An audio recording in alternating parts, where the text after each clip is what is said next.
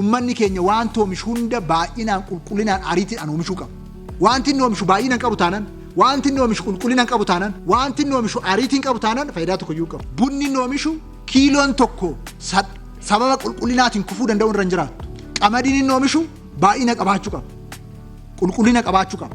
Sa'a horsiisoo ta'e baay'ina qabaachuu qaba. Qulqullina qabaachuu qaba.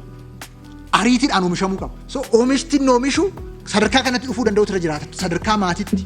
Isa kana gochuudhaaf teknooloojii fayyadamuu qaba. Isa kana gochuudhaaf ogummaa qixa ta'e qabaachuu qaba.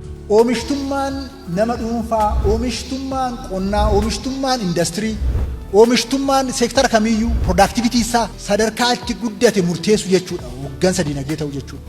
Qonna irratti galtee irratti yoo hojjenne, riisarchii irratti yoo hojjenne, qorannoo itti fayyadamaa lafa keenyaa giddu galeessa godhannee lafa keenyaaf waan ta'u yoo dhiyeessine oomishtummaan dhufuu hin danda'u. Ogummaan qonnaan bulaa waan fayyoofne oomishtummaan dhufuu hin danda'u. Seektara hunda keessatti iyyuu. Kanaaf diinagdee hoogganuu jechuun oomishtummaa guddisuu jechuudha. Oomishtummaa nama tokkoo, oomishtummaa seektara tokkoo guddisuu jechuudha. Oomishtummaa sirna keenyaa, mootummaa keenyaa guddisuu jechuudha. Kana utuu fidin diinagdeen ati ceesisu hin jiru. Amma ta'e daddabaluu dandeessu. Breakthrough fiduu hin dandeessu. Transformation raawwachiisuu hin dandeessu.